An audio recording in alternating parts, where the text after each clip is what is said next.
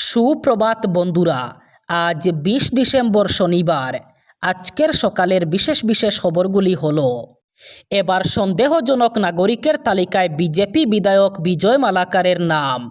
খারিজ হতে পারে বিজয় মালাকারের বিধায়ক পদ। বিধায়ক বিজয় মালাকারকে ৪ সপ্তাহের সময় বেঁধে দিল আদালত। সন্দেহজনক নাগরিকের তালিকায় নাম জড়িয়েছে বিজেপি বিধায়ক বিজয় মালাকারের। সন্দেহজনকভাবে ২টি ভোটার কার্ড আছে বিজয় মালাকারের। বিজয় মালাকারের মা বাবার নামও নেই ভোটার তালিকায়।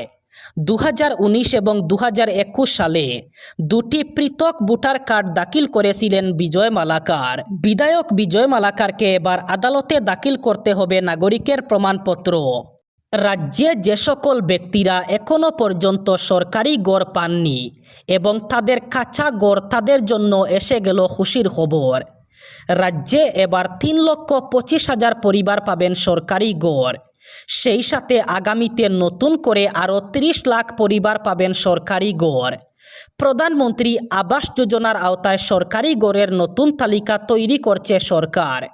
এই তালিকায় স্থান পাবেন রাজ্যের ৩০ লাখ পরিবার। তবে আপাতত রাজ্যে সরকারি ঘরের টাকা পাবেন ৩,২৫,০০০ পরিবার। যারা ইতিমধ্যে প্রথম অথবা দ্বিতীয় কিস্তি পেয়ে গেছেন, তাদের এবার পরবর্তী কিস্তির টাকা দেওয়া হবে। তবে এই টাকা পেতে অসুবিধায় পড়তে পারেন তারা, যারা এখনও ঘরের কাজ শুরু করেননি। প্রথম কিস্তি পাওয়ার পর ঘরের ফাউন্ডেশন কাজ শুরু করতে হবে। এরপর সেই কাজ দেখাতে হবে। এই কাজ দেখানোর পর দ্বিতীয় কিস্তি আসবে। দ্বিতীয় কিস্তি আসার পর ঘরের কাজ ৮০% সম্পূর্ণ করতে হবে এবং তারপরই তৃতীয় কিস্তি আসবে। শনিবার ২ দিনের অসম সফরে আসছেন ভারতের প্রধানমন্ত্রী নরেন্দ্র মোদী। আর এই সফরের জন্যই এবার গৌহাটিতে আগামী ২ দিন অর্থাৎ ২০ এবং ২১ ডিসেম্বর ফেরি পরিষেবা বন্ধ ঘোষণা করেছে গৌহাটি। গৌহাটি প্রশাসন জানিয়েছে, আগামী ২ দিন অর্থাৎ ২০ এবং ২১ ডিসেম্বর প্রধানমন্ত্রী নরেন্দ্র মোদীর এই সফর নির্বিঘ্নে চলাচল করার জন্য আগামী ২ দিন গৌহাটি মহানগরে ফেরি সেবা বন্ধ থাকবে। এক জঘন্য ঘটনা। যে পুত্রকে মানুষ করতে বাবা মা সারা জীবনের পুঁজি ঢেলে দিয়েছিলেন, সেই পুত্রের হাতেই শেষ পর্যন্ত প্রাণ দিতে হলো তাদের। নিছক কোনো সাধারণ খুন নয়, নৃশংসতার সব সীমা ছাড়িয়ে মা বাবাকে কুপিয়ে টুকরো টুকরো করে বস্তায় ভরে নদীতে ভাসিয়ে দেওয়ার অভিযোগ উঠল ছেলে অম্বেশ্বরের বিরুদ্ধে। ৫ দিনের রুদ্ধশ্বাস তল্লাশির পর অবশেষে এই হারহিম করা ঘটনার রহস্য ভেদ করল পুলিশ। ঘটনাটি ঘটেছে উত্তরপ্রদেশের জৈনপুরের আহমেদপুর গ্রামে। তদন্তে উঠে এসেছে, এই মর্মান্তিক পরিণতির মূলে ছিল দীর্ঘদিনের পারিবারিক অশান্তি। কোভিড অতিমারির সময় কলকাতায় এক মুসলিম তরুণীকে বিয়ে করেন অম্বেশ। ভিনধর্মী এই বিয়ে মেনে নিতে পারেননি তার পরিবার। শুরু হয় টানাপোড়েন। অন্যদিকে স্ত্রীর খরপোশ মেটাতে গিয়ে বাবা মায়ের উপর টাকার জন্য চাপ দিতে শুরু করেন অম্বেশ।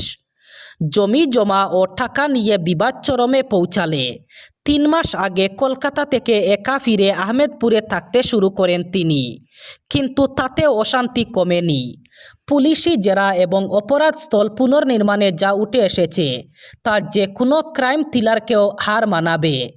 গত ৮ ডিসেম্বর রাতে বচসা চলাকালীন লোহার রড দিয়ে মা ববিতার মাথায় আঘাত করেন অম্বেশ। দ্বিতীয় খুন হলো, মা মাটিতে লুটিয়ে পড়লে বাবা শ্যাম বাহাদুর চিৎকার করার চেষ্টা করেন। অম্বেশ তাকেও বেধড়ক মারধর করে দড়ি দিয়ে গলা টিপে খুন করেন।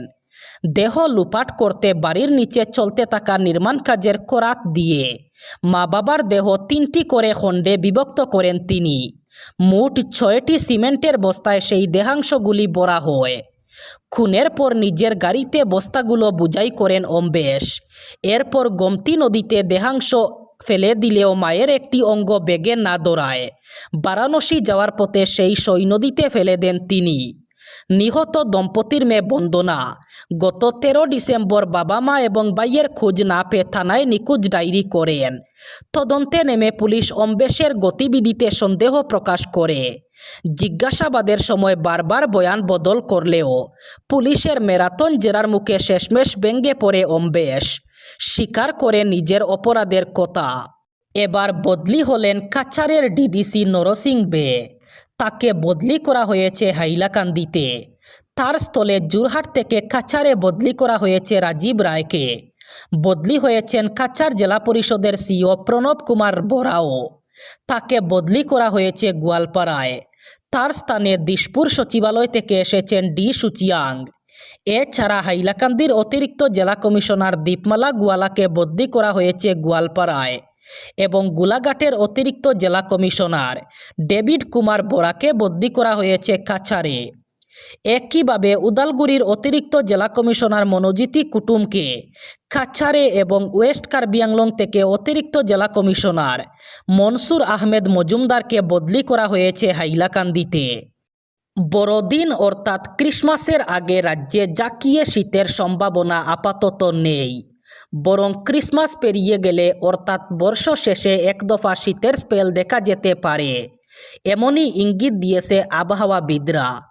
ওই সময়ে পারদ বেশ কিছুটা নামতে পারে, তবে তার আগে আগামী 5 থেকে 7 দিন তাপমাত্রায় বড়সড় কোনো পরিবর্তনের সম্ভাবনা নেই।